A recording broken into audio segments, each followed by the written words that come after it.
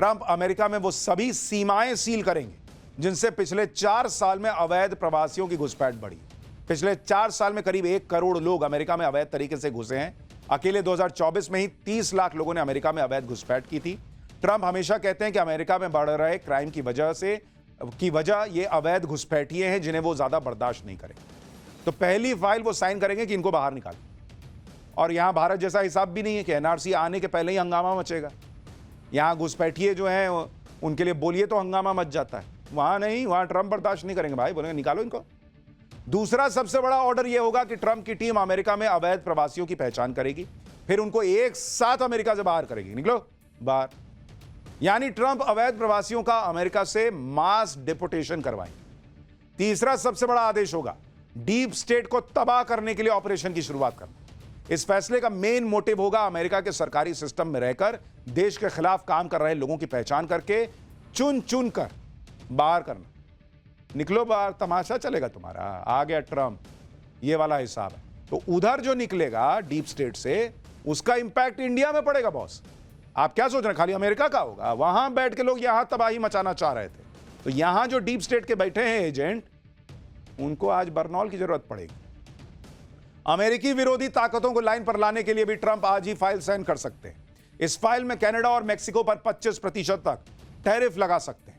यह अमेरिका और मेक्सिको के लिए बहुत बड़ा झटका होगा और अखंड अमेरिका के प्लान को लेकर पहला सबसे मजबूत कदम भी। इसके अलावा ट्रंप पहले ही दिन जो बाइडेन के कुछ फैसलों को पलट सकते हैं और ट्रंप बाइडेन के एग्जीक्यूटिव ऑर्डर्स की जांच के आदेश भी दे सकते हैं, क्योंकि ट्रंप ने कहा कि बाइडेन के कई एग्जीक्यूटिव ऑर्डर्स डीप स्टेट की साजिश का पार्ट थे।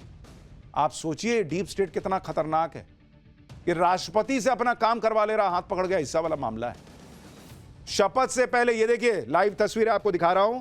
डोनाल्ड ट्रंप चल दिए हैं शपथ लेने के लिए, ये उसकी तस्वीरें हैं अमेरिका से। शपथ से पहले ही ट्रंप ने जो तेवर दिखाए हैं उससे एक बात तो एकदम क्लियर है, ट्रंप का नया कार्यकाल बहुत धांसू होने वाला है, क्योंकि इस बार ट्रंप कोई कसर छोड़ने के लिए तैयार नहीं और इसमें ट्रंप का साथ देंगे दुनिया के सबसे अमीर शख्स और ट्रंप के खास दोस्त एलन मस्क। डोनाल्ड ट्रंप ने राष्ट्रपति चुनाव जीतने के बाद एक नए विभाग का ऐलान किया था जिसका नाम है डिपार्टमेंट ऑफ गवर्नमेंट एफिशिएंसी यानी DOGE, जिसका मकसद सरकारी दक्षता को बढ़ाना है और इसका जिम्मा ट्रंप ने एलन मस्क को दिया है। ट्रंप ने ट्विटर वाले भैया एलन मस्क को क्या टास्क दिया है यह भी आपको बताता हूं। DOGE के जरिए सरकारी नौकरशाही को खत्म किया जाएगा, सरकारी सिस्टम में बेकार के नियमों को खत्म किया जाएगा, सरकार जो फालतू के खर्चे करती है उसमें कटौती की जाएगी और सरकारी विभागों की वर्कफोर्स को कम किया जाएगा। यानी DOGE के जरिए ट्रंप और मस्क की जोड़ी का टारगेट है अमेरिकी सरकार के बजट को कम करना और इसके लिए बड़े पैमाने पर पैसे और संसाधनों की बर्बादी को रोकना। यानी जो काम नरेंद्र मोदी पहली बार सत्ता में आते ही भारत में कर चुके थे, ये लाल फीताशाही खत्म करो, ये झुट्ठे का खर्चा खत्म करो, बंद करो, ये सब वो अब डोनाल्ड ट्रंप करने वाले।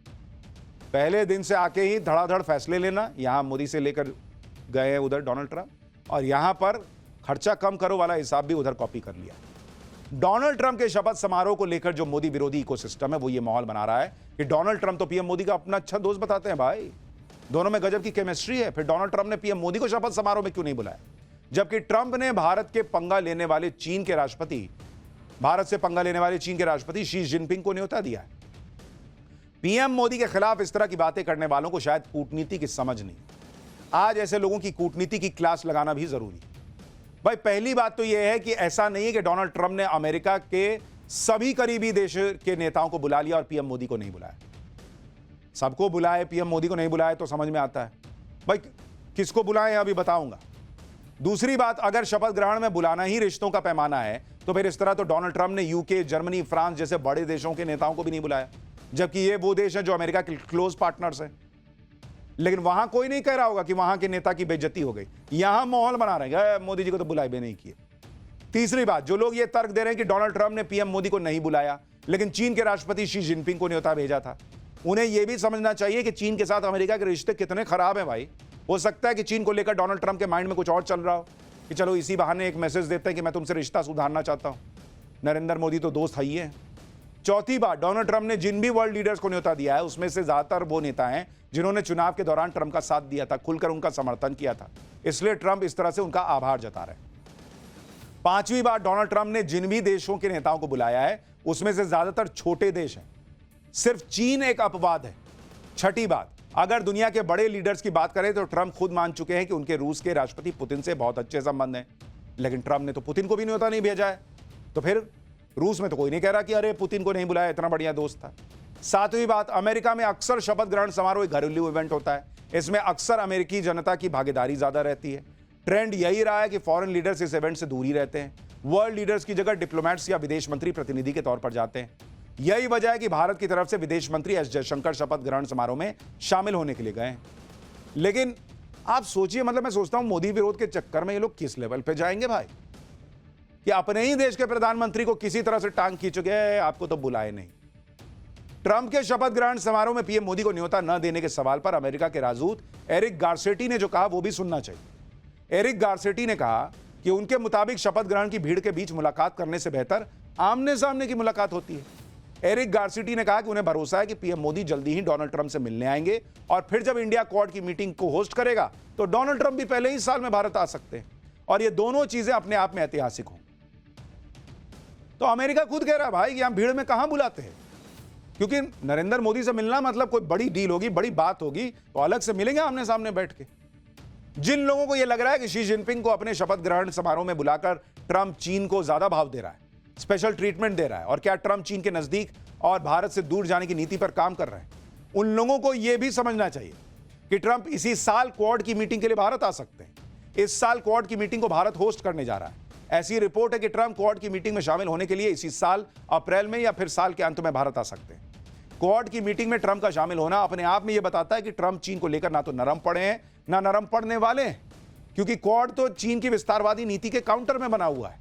और ऐसी भी रिपोर्ट है कि ट्रंप के शपथ लेने के अगले ही दिन यानी कल अमेरिका में क्वाड के विदेश मंत्रियों की मुलाकात हो सकती है। अमेरिका में मौजूद भारत के विदेश मंत्री एस जयशंकर जापान और ऑस्ट्रेलिया के विदेश मंत्री से मुलाकात कर भी चुके हैं। इसके अलावा ऐसी भी रिपोर्ट है कि डोनाल्ड ट्रंप के न्योते पर पीएम मोदी इसी साल मार्च से मई के बीच अमेरिका जा सकते हैं, जहां वो ट्रंप से 1-to-1 मुलाकात कर सकते हैं। तो सोचिए आप, इधर ट्रंप सत्ता संभालेंगे, उधर चीन को काउंटर करने के लिए क्वाड के विदेश मंत्रियों की मीटिंग होगी, फिर भी माहौल बनाया जा रहा है चीन को बुला लिया, मोदी जी को नहीं बुला। इसी में खुश हो लो तुम, और क्या है। मोदी विरोध में कुछ लोग इतने बह जाते हैं ना कि वो ट्रंप और मोदी की दोस्ती और उनकी जुगलबंदी तक को नजरअंदाज कर देते हैं, जबकि एक नहीं कई बार ट्रंप डंके की चोट पर खुद को पीएम मोदी का दोस्त बता चुके हैं। ट्रंप मोदी के दोस्त भी हैं, उनके जबरदस्त फैन भी हैं। अभी पिछले महीने अक्टूबर में ट्रंप ने नरेंद्र मोदी के बारे में कहा था कि वो सबसे अच्छे इंसान हैं और वो उनके दोस्त हैं। ट्रंप जब चुनाव जीते थे तो पीएम मोदी उन कुछ चुनिंदा नेताओं में से एक थे जिन्होंने डोनाल्ड ट्रंप से फोन पर बातचीत की थी, उन्हें बधाई दी थी। अगर स्टाइल ऑफ वर्किंग और विचारधारा की बात भी करें तो पीएम मोदी और ट्रंप कई मायनों में एक जैसे। आप खुद सुनिए कैसे कई मौकों पर डोनाल्ड ट्रंप पीएम मोदी की तारीफ कर चुके हैं। फिर आपको बताऊंगा ट्रंप कैसे भारत के जबरा फैन भी हैं और वो फैसला ट्रंप का जो भारत के लिए बहुत फायदेमंद साबित होने वाला है। Started out by his father's side as a chihuahua, a tea seller. When he was a young man, he worked at a cafeteria in this city. Stand up.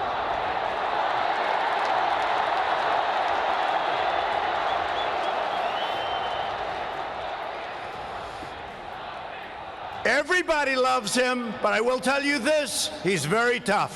Well, my personal chemistry is as good as it can get. I have great respect, I have great admiration, and I really like him. That's another thing. And he's a great gentleman and a great leader.